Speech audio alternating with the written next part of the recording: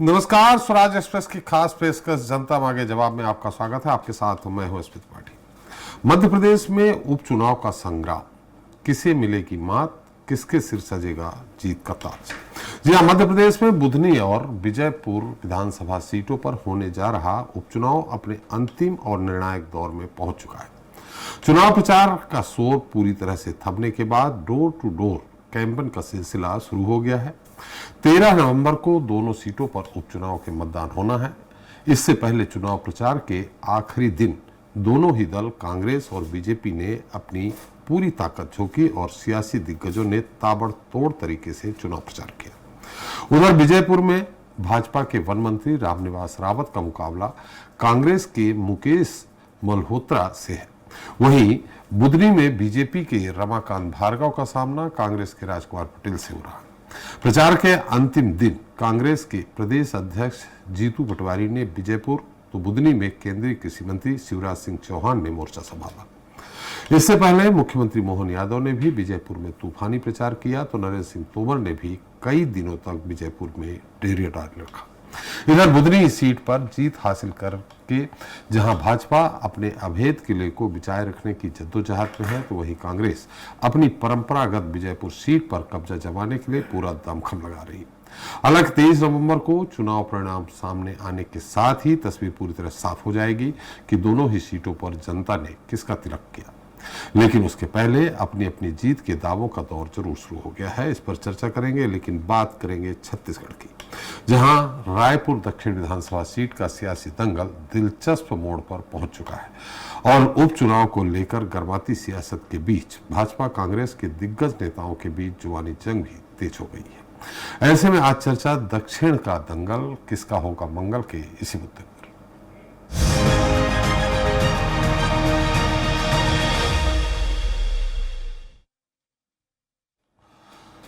तो रायपुर दक्षिण उपचुनाव को लेकर प्रचार का शोर थम चुका है। अब प्रत्याशी घर घर जाकर ही प्रचार कर सकेंगे। वहीं प्रचार अभियान के आखिरी दिन बीजेपी और कांग्रेस के दिग्गजों ने जमकर जोर आजमाइश की, जहां बीजेपी के प्रत्याशी सुनील सोनी की तरफ से खुद सीएम साय ने मोर्चा संभालते हुए रोड शो किया। तो वहीं मध्य प्रदेश के मुख्यमंत्री मोहन यादव का भी दौरा हुआ। उधर कांग्रेस प्रत्याशी आके शर्मा के समर्थन में पूर्व सीएम भूपेश बघेल ने 4 सभाओं को संबोधित किया। इन सब के बीच दोनों ही दलों ने एक बार फिर अपनी अपनी जीत का दावा भी ठोका है। ऐसे में किसके दावे में कितना दम है, इस पर चर्चा करेंगे, लेकिन पहले देखते हैं हमारी एक खास रिपोर्ट। रायपुर दक्षिण का दंगल, किसका होगा मंगल। जी हां, रायपुर दक्षिण उपचुनाव को लेकर प्रचार का शोर पूरी तरह से थम चुका है और चुनाव अपने आखिरी दौर में पहुंच चुका है। अब प्रत्याशी घर घर जाकर ही अपना प्रचार प्रसार कर सकेंगे। लिहाजा चुनाव प्रचार अभियान के आखिरी दिन कांग्रेस और बीजेपी ने अपनी पूरी ताकत झोंकी और दोनों ही दलों के सियासी दिग्गजों ने जमकर पसीना बहाया। जहां बीजेपी प्रत्याशी सुनील सोनी की तरफ से खुद सीएम साय ने मोर्चा संभालते हुए रोड शो किया, तो वहीं मध्य प्रदेश के मुख्यमंत्री मोहन यादव का भी दौरा हुआ। वहीं कांग्रेस प्रत्याशी आकाश शर्मा के समर्थन में पूर्व सीएम भूपेश बघेल ने 4 जनसभाओं को संबोधित किया। साथ ही नेता प्रतिपक्ष चरणदास महंत, पीसीसी चीफ दीपक बैज सहित तमाम सूरमाओं ने जमकर डोर टू डोर प्रचार किया। रायपुर दक्षिण से कांग्रेस ने हर विधानसभा चुनाव में अपना उम्मीदवार बदला है, जबकि बीजेपी ने हर बार बृजमोहन अग्रवाल पर ही भरोसा जताया। मतलब आप समझ जाइए कि भारतीय जनता पार्टी में युवाओं का और नए चेहरों के लिए दरवाजा बंद हो चुका है। और रायपुर दक्षिण की जनता भी कांग्रेस के ऐसे दावों की पोल खोलने वाली है। रायपुर दक्षिण में कमल खिलने वाला है। ऐतिहासिक वोटों से रायपुर दक्षिण का चुनाव भारतीय जनता पार्टी जीतने वाली है। जातिगत समीकरण की बात करें तो इस सीट पर 10% एससी, 4% एसटी और 53% ओबीसी मतदाता हैं, जिसमें साहू समाज के 16%, यादव समाज के 6% और कुर्मी समाज के 6% मतदाता शामिल हैं। इस विधानसभा क्षेत्र में सामान्य वर्ग के 16% मतदाता हैं, जिसमें 5% ब्राह्मण और 4% वैश्य शामिल हैं। अल्पसंख्यक मतदाताओं की बात की जाए तो वो 17% हैं, इसमें से 10% मुस्लिम मतदाता शामिल हैं। बहरहाल रायपुर दक्षिण विधानसभा के उपचुनाव में 31 प्रत्याशी मैदान में हैं, मगर मुख्य मुकाबला बीजेपी और कांग्रेस के बीच ही नजर आ रहा है। यही वजह है कि दोनों पार्टियों ने चुनाव प्रचार में एड़ी चोटी का जोर लगा रखा है। वहीं अपनी अपनी जीत को लेकर अभी से दावों का दौर भी शुरू हो गया है। हालांकि दक्षिण के दंगल में किसका होगा मंगल, ये तो मतदाता ही तय कर सकेंगे। स्वराज एक्सप्रेस के लिए रायपुर से दिलीप साहू की रिपोर्ट। तो इस मुद्दे पर चर्चा करने के लिए हमारे साथ मौजूद हैं प्रवीण साहू जी हैं, बीजेपी प्रवक्ता हैं, सत्यप्रकाश सिंह जी हैं, कांग्रेस प्रवक्ता हैं, गंगेश द्विवेदी जी वरिष्ठ पत्रकार हैं और जय Tripathi educated editor Swaraj express. आप सभी का हमारे इस खास कार्यक्रम में बहुत बहुत स्वागत। सत्यप्रकाश जी, आपसे ही सवाल है इस बात को लेकर, आपने 1990 से, अगर पहले रायपुर सीट थी विधानसभा, परिसीमन 2008 में हुआ, रायपुर दक्षिण हो गई, आपने हर बार एक नया प्रत्याशी आजमाया है, कोई भी रिपीट नहीं किया है।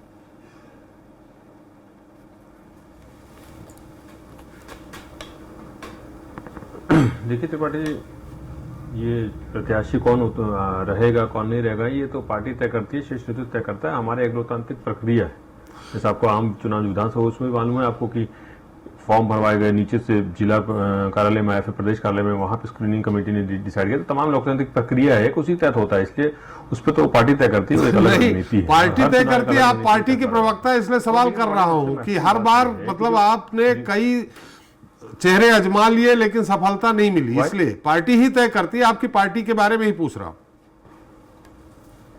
जी, आपके पार्टी के बारे में ही पूछ रहा हूं। तो आप पार्टी के प्रवक्ता हैं, इसलिए का जो चुनाव देखे ना, मैं पार्टी के बारे में बता रहा हूं जी, त्रिपाठी पार्टी के बारे में बता रहा हूं मैं कि एक लोकतांत्रिक प्रक्रिया के तहत नाम डिसाइड किया जाता है, इसलिए हर बार जो भी नाम आता है उस हिसाब से तय किया जाता है। मगर देखिए वहां की अगर मैं बात करूं, बीजेपी की बात कर लीजिए आप, बृजमोहन अग्रवाल जी ही हमेशा क्यों रहते हैं, और इस बार भी जो प्रत्याशी हैं जो उपचुनाव में है वो अपने खड़ाई दे दिए, तो इनके पास तो ये है कि बृजमोहन अग्रवाल जी की जिद थी। वो भाई एक ही व्यक्ति मेयर भी बन रहा है, एक ही व्यक्ति आरडीए अध्यक्ष भी बन रहा है, एक ही व्यक्ति सांसद भी बन रहा है, और वो भी सबसे महत्वपूर्ण बात देखिए, निष्क्रिय व्यक्ति जिसके ऊपर तमगा इनके नेताओं ने लगाया, क्योंकि अगर निष्क्रिय नहीं होते या कुछ काम किया होता तो टिकट वापस मिल जाती लोकसभा की, मगर उस समय उनको टिकट काटी गई। तो ये दिखता है कि निष्क्रिय व्यक्ति को इन्होंने फिर से बनाया, प्रत्याशी बनाया। क्यों बनाया? सिर्फ बृजमोहन अग्रवाल जी की जिद की वजह से। वहीं अगर दूसरी तरफ देखा जाए, जो प्रत्याशी युवा प्रत्याशी, जो 34 साल का युवा व्यक्ति है, वो खुद कोरोना काल की बात कर लिया, या अभी जब से विपक्ष में 11 महीने से, तब से अब रोजगार की बात, तमाम बातों को उन्होंने सड़क से सदन तक लड़ाई लड़ा। उसके बाद बात तमाम जो भी महिलाओं को जो यहाँ कमियां हो रही, देखिए दक्षिण में सबसे ज्यादा महिलाएं हैं, वोटर्स की मैं बात करूं, महतारी वंदन के लेकर उसके लिए उन्होंने आवाज उठाई है। तो तमाम चीजें देख रही जनता की वही व्यक्ति सबसे महत्वपूर्ण, उनके कार्यकर्ता भी नाराज है, और वही व्यक्ति सांसद भी बन रहा है, वही व्यक्ति मेयर बन रहा है। मगर दूसरी तरफ अगर बात की, कांग्रेस ऐसे युवा प्रत्याशी सामने लेके आ रहा है, लेके आई है कि जो आपके सुख दुख में खड़े रहेंगे। देखिए त्रिपाठी जी, आपको भी मालूम होगा कि अभी ऐसी हालत हो गई बीजेपी के चुनाव में कि इनको चुनाव जीतने के लिए हर हथकंडा अपनाना पड़ रहा है। यहां तक कि युवाओं को नशे में धकेल रहे हैं, ताश के पत्ते बांटे जा रहे हैं, ये उनकी चुनावी सामग्री है। साड़ियां, दारू, हर चीज दी जा रही है। क्यों दी जा रही है भाई? आप तो अभी कुछ दिन पहले 67,000 सबसे ज्यादा वोटों से जीते थे, उसके बाद भी आप ऐसी हालत में क्यों है कि आपको ये चीजें अपनानी पड़ रही है?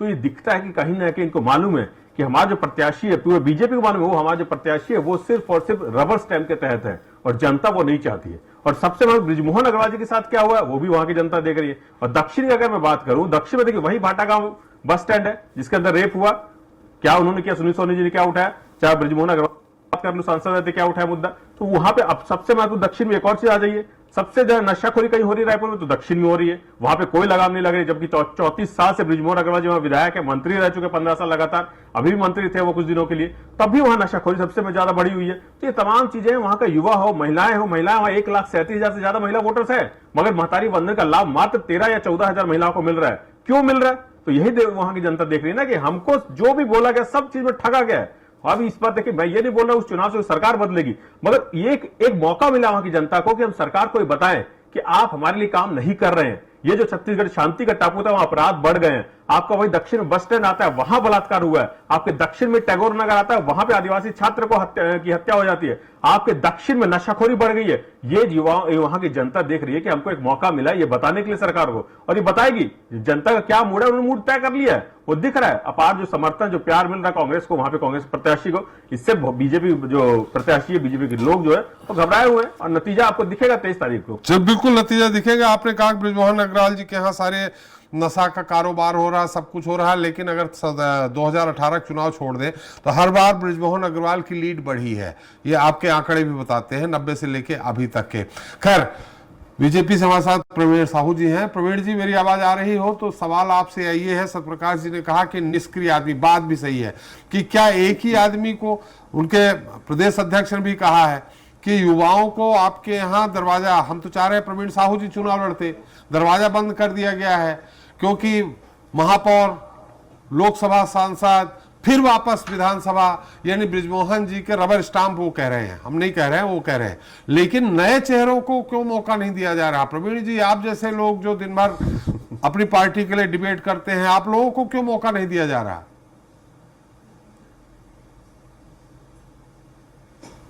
देखिए, सबसे पहले भारत माता की जय कहूंगा। जय छत्तीसगढ़। आपके सम्मानित और लोकप्रिय चैनल के सभी दर्शक अभी तो जय दक्षिण रायपुर है, अभी तो रायपुर दक्षिण जय है। देखिए, चुनाव तो आते जाते रहते हैं। भारतीय जनता पार्टी लगातार धरातल पर रह के भारत के जो प्रत्येक क्षेत्र के लिए काम करती है। तो हम चाहे दक्षिण की बात करें या पूर्व की बात करें, प्रत्येक क्षेत्र हमारे लिए वंदनीय है। रही बात आपके प्रश्न के उत्तर की, मैं बात करता हूं तो देखिए, पार्टी में हमारे साथ बहुत दावेदार थे, लेकिन देखिए हमारी पार्टी इतनी एकजुट है कि इतने सारे दावेदार होने के बावजूद जब पार्टी का कैंडिडेट घोषित होता है तो सब हाथ उठाकर जो है उस कैंडिडेट को प्रोत्साहित करते हैं। इनकी पार्टी की तरह नहीं, जब जितने दावेदार थे सब घर में घुसकर बैठ गए हैं। कहां है दावेदार भैया? एजाज ढेबर जी कहां है? कन्हैया लाल अग्रवाल जी कहां है? प्रमोद दुबे जी कहां है? सब अपनी नाराजगी व्यक्त करते हुए अपने अपने घर पर बैठ गए हैं। और जब प्रदेश अध्यक्ष, इनके प्रदेश अध्यक्ष जब बैठक बुलाते हैं तो उसमें भी सम्मिलित नहीं होती है। तो कांग्रेस पार्टी अभी तक लगातार, अगर कहे तो परसों चुनाव है और अभी तक गुटबाजी से जूझ रही है। रही बात भारतीय जनता पार्टी का, आपने बहुत अच्छा प्रश्न उठाया युवाओं का। मैं सम्मानित जनता को बताना चाहता हूं कि यही भारतीय जनता पार्टी जिसने लगातार युवाओं को अवसर दिया है। मैं कुछ नाम आपको गिनाता हूं। राजिम क्षेत्र से नवनिर्वाचित विधायक है रोहित साहू जी, प्रथम बार चुनाव लड़ रहे हैं युवा। आरंग की बात करता हूं, हमारे पास विधानसभा है, वहां से गुरु खुशवंत साहब जी चुनाव जीते हैं, विधायक है, वो भी युवा है। और तो और इंद्र कुमार साहू जी जो हमारे नजदीकी क्षेत्र आरंग से विधायक चुने हैं, वो भी युवा है। धरसीवा से अनुज शर्मा जी, वो भी युवा है। तो ऐसे बहुत सारे हमारे विधायक हैं जो युवा है। इनको देखिए दिखता नहीं है क्योंकि आंख में केवल जो भ्रष्टाचार, ये युवा सत्यप्रकाश भी गिना देंगे बहुत सारे, विकास दिखेगा कहां से? ये युवा वो भी गिना देंगे बहुत सारे, सत्यप्रकाश भी गिना देंगे। हमारा तो सवाल ये है कि उन्हीं को क्यों? हम बिल्कुल, आपने कहा कि आपकी पार्टी एकजुट है, सब लोग मिलकर प्रचार करेंगे, लेकिन उन्हीं को क्यों? कहीं डर था आपको क्या कि आप महापौर उनको लड़ा दिए, फिर लोकसभा लड़ा दिए, फिर विधानसभा में दे दिए?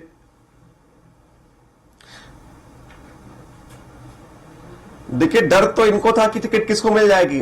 भूपेश बघेल जी बगले झांकते रह गए कि भाई टिकट कौन व्यक्ति कहां से ले आया। इनके प्रत्याशी का नाम है आकाश शर्मा। वो लगता है कि आकाश टिकट पा लिए है क्योंकि पार्टी का कोई कार्यकर्ता तो उनको जानता नहीं है। भाई निश्चित रूप से कार्यकर्ताओं में ये प्रश्न था कि इनको टिकट कैसे मिल गया। टिकट के दावेदारी के लिए तो कुछ और लोगों के नाम आगे चल रहे थे। भाई लोग कह रहे थे कन्हैया अग्रवाल जी को टिकट मिल सकता है करके, इन्हीं के पार्टी के लोग कह रहे थे प्रमोद दुबे जी को मिल सकता है, भाई एजाज ढेबर जी को मिल सकता है। इनके पार्टी में लगातार सुगबुगाहट थी कि भाई है ना, इन्हीं तीनों में से किसी को मिलेगा टिकट।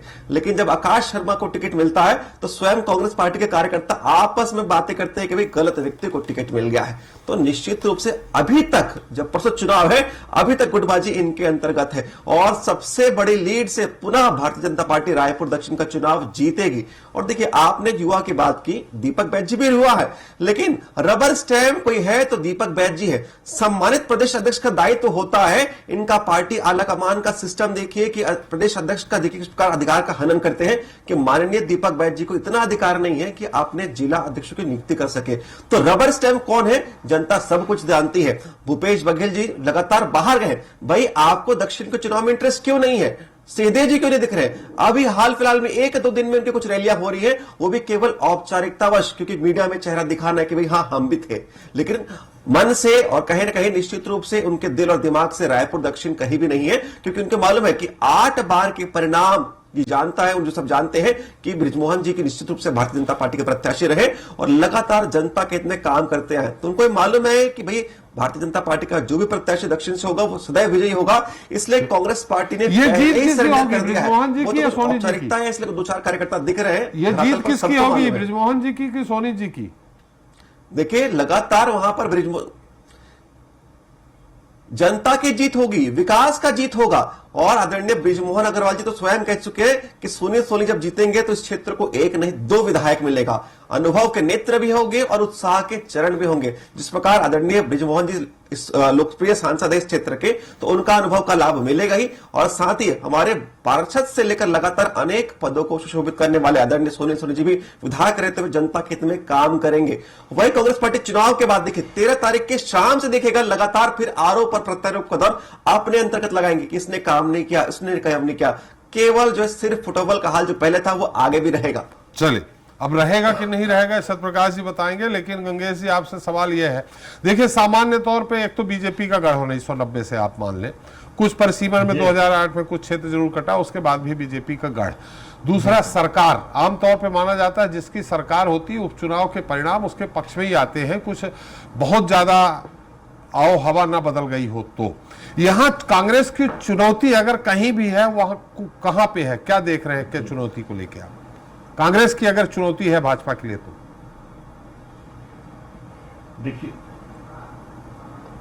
देखिए कांग्रेस की चुनौती भाजपा के लिए, देखिए युवा चेहरा होने के कारण एक चुनौती तो दे रहे हैं, इसका कोई दो मत नहीं है, और भीड़ भी अच्छी जुटा रहे हैं आकाश शर्मा। और लेकिन जैसे कि खुद भाजपा के प्रवक्ता जी ने बताया, बृजमोहन अग्रवाल जी ने एक तरह से इंडायरेक्टली कह दिया है कि वहां पे 2 विधायक मिलेंगे, इसका मतलब कहीं ना कहीं पर्दे के पीछे से पूरी तरह सक्रिय हैं। और जो भी जीत के सुनी सोनी की जीत भी होती है तो बृजमोहन अग्रवाल की ही जीत है। इसका अर्थ यही है कि कुल मिलाकर उनके नाम से वोट मांगे जा रहे हैं। और वहीं भाजपा जो कांग्रेस जो है लगातार सुनी सोनी पे निष्क्रिय होने का आरोप लगा रही है। इसको लेकर एक बड़ी चर्चा उस क्षेत्र में है कि अगर तुलना की जाए कि किसके पास जल्दी काम होगा, तो इसको लेकर लोगों के मन में संशय है कि सुनी सोनी के पास जाने से जल्दी काम होगा कि नहीं होगा, इसको लेकर। लेकिन जी है और वो क्षेत्र असर वाला क्षेत्र है, और चूंकि वो क्षेत्र बृजमोहन के असर वाला क्षेत्र है, इसलिए मुझे नहीं लगता कि बहुत जल्दी बहुत ज्यादा ड्रास्टिक चेंज वहां दिखाई देगा। और ये बात बिल्कुल सही कि सत्ता में चूंकि भाजपा है तो उपचुनाव एक सिंगल उपचुनाव है छत्तीसगढ़ का, ये तो स्वाभाविक रूप से जनता इतनी समझदार है कि कभी भी अपोजिट पार्टी को इसलिए चुनने से बचती है कि उस क्षेत्र में काम हो तो कम से कम तत्काल कोई बाधाएं ना आए, आसानी से काम हो जाए। एक ये बड़ी वजह होती है जिससे जो सत्ता पक्ष के लोग उपचुनाव में लोग चुनते हैं, सामने लक्ष्य रहता है, उनको पता रहता है कि इससे इनके विपक्ष को चुनने से कोई फायदा नहीं, सरकार में कोई बदलाव हो नहीं सकता।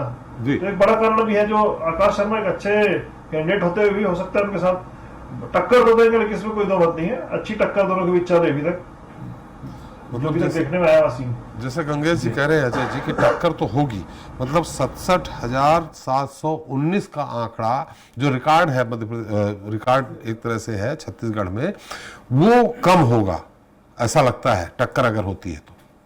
देखिए बड़ी स्वाभाविक सी बात है कि इस चुनाव में चाहे प्रवीण जी माने न चाहे न माने, चाहे सत्यप्रकाश जी माने न माने, ये चुनाव असल में बृजमोहन जी के ऑरा के तले हो रहा है। उनका जो आभामंडल है बृजमोहन अग्रवाल जी का अपना, भाजपा कांग्रेस सबसे बड़ा को उनका सियासत में बृजमोहन जी का जो अपना ऑरा है, उस ऑरा के बैनर तले पूरा का चुनाव अभी तक हमने जो देखा है वो प्रचार हो रहा है।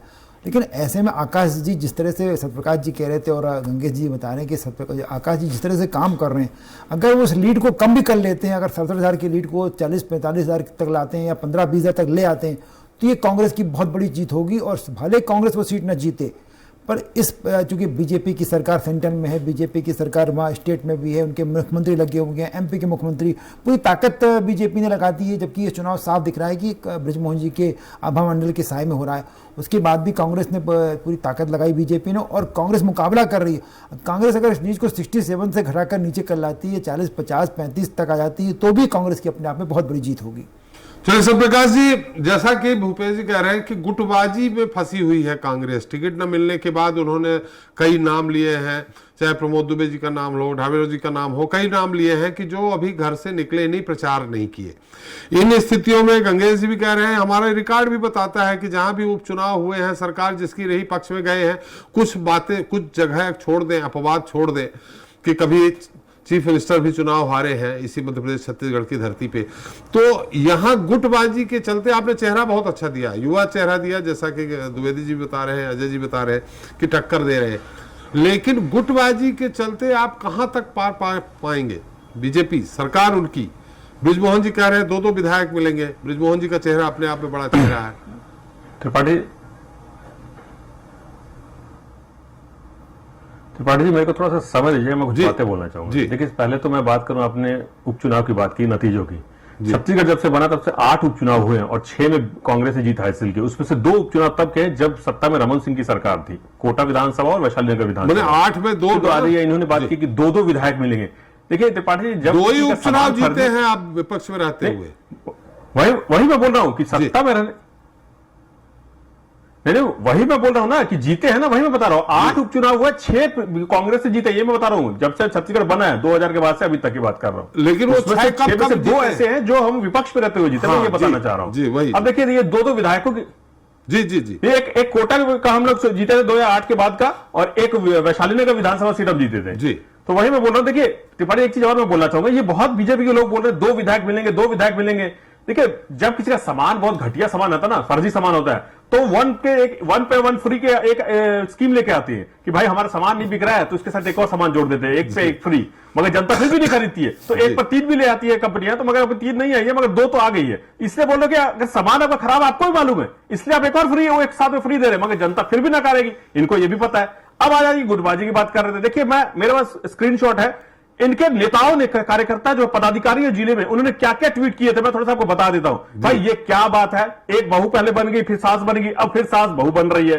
कोई बोल रहा है हम दरी बिछाते रह जाएंगे क्या, यही नेता बनेंगे क्या? कोई बोल रहा है इसके अलावा कोई दूसरा चल जाएगा, मगर ये नहीं चलेगा, इनके हैं। अब आ जाए तो हमारी पार्टी की। देखिए, प्रमोद दुबे जी ने परसों ही आपके चैनल पे मैंने भी देखा, प्रेस कॉन्फ्रेंस ली है। वार्डो के उनके प्रभारी बनाए गए, वो काम कर रहे हैं। आप दूसरे कन्हैया अग्रवाल जी, उनको भी वार्डो का प्रभारी बनाया गया, वो भी काम कर रहे हैं। आपके रिपोर्टर से आप त्रिपाठी चाहे तो आप कंफर्म कर लीजिए वो वार्डो में घूम रहे कि नहीं घूम रहे। अब दूसरी बात और आ जाइए, इनके यहाँ के देख लीजिए ना, मंत्री है सरकार में, कितने मंत्री गए प्रचार करने, बता दीजिए। मुख्यमंत्री को दूर थे, आज उन्होंने रोड शो किया, इतने दिन क्यों दूर थे, ये बता दीजिए। अब आज इनके जो टिकट के दावेदार थे, केदार गुप्ता, कितनी बार गए, कहां काम कर रहे हैं, संजय श्रीवास्तव कहां काम कर रहे हैं, और जो तमाम लोग टिकट मांगे थे वो कहां काम कर रहे हैं, ये बता दीजिए। तो गुटबाजी कहां चल रही है, इनको मालूम है। हमारे नेता, चाहे टी.एस. सिंहदेव जी हो, चाहे उसके बाद रविंद्र चौबे जी हो, चाहे दीपक बैद जी हो, चाहे भूपेश बघेल जी खुद हो पूर्व मुख्यमंत्री, सभी तमाम बड़े नेता, चरणदास महंत जी, उन्होंने सब ने काम किया, चुनाव प्रचार किया, डोर टू डोर कैंपेन किया, लोगों को बीच में गए। इनके कौन से मंत्री, कौन सा बड़ा नेता डोर टू डोर गया, बता दीजिए आप। सचिन पायलट जी भी आते। तो ये मैं बोलना चाह रहा हूं ना कि इसलिए बोलना चाहूं, इनको घबराहट किस चीज की है, क्योंकि इनको मालूम है कि हमने जो चेहरा उतारा है वो जनता नहीं अपना रही है, जनता उससे दूर भाग रही है, क्योंकि निष्क्रिय थे। अब त्रिपाठी जी, मैं एक और सवाल इनसे पूछ लेता हूं, अगर वो सांसद थे जब 5 साल में, देखिए वो व्यक्ति जो 80% पैसा अपना सांसद निधि का नहीं इस्तेमाल कर पाता है, ये ऑन रिकॉर्ड है, मैं झूठ नहीं बोल रहा हूं, ऑन रिकॉर्ड है, आप चाहे तो तथ्य निकलवा लीजिए। 80% पैसा वापिस चला जाता है। और सबसे महत्वपूर्ण बात, निष्क्रियता इतनी थी कि लोकसभा में सबसे निष्क्रिय सांसदों में नाम था उनका। दीपक बैद जी का नाम टॉप 10 में था जब वो सांसद थे, तभी सुनील सोनी जी भी थे। इसलिए मैं दोनों को आपको बता रहा हूं। अब आज उसके बाद देखिए 5 साल वो सांसद रहते, 5 साल में कोई ऐसा बड़ा काम बता दे कि कितने अस्पताल खोल दिए होंगे उन्होंने, कितने वहां स्कूल खोल दिए। चाहे बृजमोहन अग्रवाल जी की मैं बात कर लेता हूं, 34 साल से थे ना, कौन सा बड़ा अस्पताल खोल दिया उन्होंने, कौन सा वहां बड़ा स्कूल खोल दिया उन्होंने। आज भी उनके जो खुद सुनी सोनी भाटा गांव में जाते हैं तो जनता उनको दरकिनार करती है, जनता उनका विरोध करती है। क्यों कर रही है भाई? 34 साल आप वहां विधायक थे, उसके बाद भी जनता बोलती है आप चाहिए यहां से, आपने काम नहीं किया है, हम आपसे नहीं भी देखना चाहते, जमीनें हड़पने का आरोप लगा रहे हैं। तो ये इनके 5 साल के कार्यकाल, चाहे सुनील सोनी जी का हो, चाहे बृजमोहन अग्रवाल जी का 34 साल का कार्यकाल हो, उसके बाद भी जनता इनके पास नहीं जा रही है। जनता ने देखा है कि किस तरह से बृजमोहन अग्रवाल जी ने हमारे साथ छल किया। अगर यहां पे थे तो वहां क्यों चले गए भाई? आप हमारे बीच रहना चाहते थे। अगर 2-2 विधायक की बात थी तो आपको जो हमने बनाया था ना विधायक, तो छोड़ के क्यों भाग गए? तो जनता एक तरह से ये भी बोल रही है कि आप भाग के क्यों चले गए भाई? हमने तो बना दिया था, अब वापस भी विधायक बनने की बात कर रहे हैं। और सुनील सोनी जी खड़ाई ले आए। तो देखिए, जनता को मालूम है कि आकाश शर्मा जो है ना, युवा चेहरा है जी। नहीं, वही मैं बोलना चाह रहा हूं ना, उनको लोकसभा क्यों लड़ा है वो भी आपको मालूम है। ओपी चौधरी जी के साथ बंद कमरे में क्या हुआ, मैं ज्यादा विस्तार में नहीं जाना चाहता उसमें, क्योंकि वो मुद्दा भटक जाएगा। तो वो भी जनता को मालूम है, और उनको बृजमोहन अग्रवाल जी को मालूम है उनको लोकसभा लड़ा के क्यों वहां बिठाया गया। अरे ये भी बहुत ही, मैं बोलूंगा बहुत सम्मान के साथ बोलना चाहूंगा त्रिपाठी जी, 1.5 लाख वोटों से जीता हुआ व्यक्ति प्रधानमंत्री बनता है, और 5 से 6 लाख से जीता हुआ व्यक्ति को मंत्री भी नहीं बनाया जाता केंद्र में। ये अपमान होता है छत्तीसगढ़ का। यहाँ के बृजमोहन अग्रवाल जी का जो 34 साल विधायक थे, उसके बाद भी ये हाल होता है। इसलिए बोल रहा हूं ना कि जनता ने मन बना लिया है। आकाश शर्मा को उन्होंने देखा है, आकाश शर्मा उनके बीच में रहा है, आकाश शर्मा का बचपन उस दक्षिण क्षेत्र में गुजरा है, उन्होंने काम किया है, चाहे वो एनएसयू प्रदेश अध्यक्ष रहते हुए, चाहे अभी प्रदेश अध्यक्ष युवा कांग्रेस के रहते हुए, चाहे विपक्ष में जब से हम 11 महीने से हैं तब से अगर मैं बात कर लूं, वो सड़क पे लड़ रहे हैं, रोजगार के लिए लड़ रहे हैं, युवाओं के लिए, वो नशे के खिलाफ लड़ रहे हैं, वो महतारी बंदर, जैसे मैंने बोला 1,37,000 महिला वोटर्स है जिन्होंने बात की मुख्यमंत्री धर्मपत्नी को मिलेगा, उसके बाद 15,000 महिलाओं का सलाह मिल रहा है, उसके लिए लड़ रहे हैं। तो ये तमाम चीजें हैं जिसके लिए आकाश शर्मा जी लड़ रहे हैं और जनता देख रही है। बिल्कुल, अब ये तो खैर 23 नवंबर को पता चलेगा, लेकिन ये आपने अच्छी गणित बताई कि जो सबसे ज्यादा वोटों से जीता हो वो प्रधानमंत्री बने। माने अब अगली बार से जो मंत्रिमंडल का विस्तार होगा या मंत्रिमंडल का गठन होगा, वोटों की संख्या के आधार पर कौन कितने से जीता वो आधार पे होगा। चलिए, प्रवीण जी कुछ कहना चाह रहे थे, लेकिन बात फिर वही आकर के मेरा ये बोलना है कि बृजमोहन अग्रवाल जी का जो ओहदा है, 34 साल से विधायक थे, तो सम्मान मिलना चाहिए। जनता ये बोल रही है कि हमारे विधायक को सम्मान क्यों नहीं मिला। एक तरफ लोकसभा काम नहीं किया 34 साल, दूसरी तरफ ओहदा की भी बात कर रहे हैं प्रवीण जी बात वहीं आकर के घूम फिर के आ रही है कि आखिर एक ही आदमी को क्यों बार बार आजमाया जा रहा। देखिए, सबसे पहली बात तो मैं कहना चाहूंगा हमारे कांग्रेस मित्र को कि नाच ना जाने आंगन टेढ़ा। 34 साल से जनता जिनको चुन रही है, तो क्या जनता के जनादेश पर आप प्रश्न उठा रहे? यदि काम नहीं किए होते बृजमोहन अग्रवाल जी, काम नहीं किए होते सुनील सोनी जी, तो क्या उनको जनता जनादेश देती? क्या पार्षद से बनकर वो महापौर बनते? क्या सांसद बनते? जनता ने जनादेश दिया, जनता ने उनके कार्य को स्वीकारा, इसलिए धरातल पर वो लगातार काम कर रहे हैं, इसलिए जनता उनको जो है चुनते। मैं 5 क्या 50 काम गिना देता हूं। और सुन लीजिए, देखिए, ये कह रहे थे कि आकाश शर्मा जी लड़ रहे हैं, बिल्कुल लड़ रहे हैं। अरे गुंडा और क्या करेगा? गुंडा है, मैं कहता हूं आपके चैनल पर गुंडागर्दी करने के लाखों वीडियो मिल जाएंगे उनके। गुंडे हैं वो। एनएसए का काम बृजमोहन अग्रवाल से बड़ा गुंडा कोई है क्या?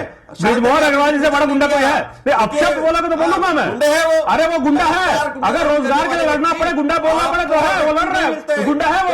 अगर महतारी वंदन के लिए महिलाओं के सम्मान में खड़ा होना पड़ेगा, अगर सड़क पर लड़ना पड़ेगा तो गुंडा है वो। अगर रोजगार के लिए सड़क पर लड़ना पड़ेगा, गुंडाई करना पड़ेगा तो गुंडा है।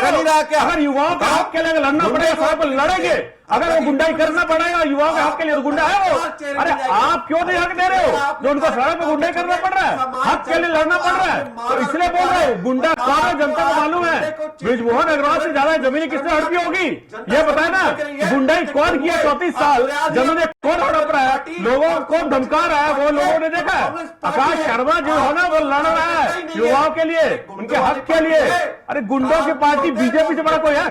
अरे आपके केंद्र से शुरू कर देता हूं, तिहाड़ी से लेकर यहाँ पे भी जेल में रहे व्यक्ति गृह मंत्री है, तो गुंडे कौन है वो जनता देखती है और देख रही है। इंतजार कीजिए 23 तारीख का, समझ में आ जाएगा गुंडा कौन है, गुंडा नहीं है।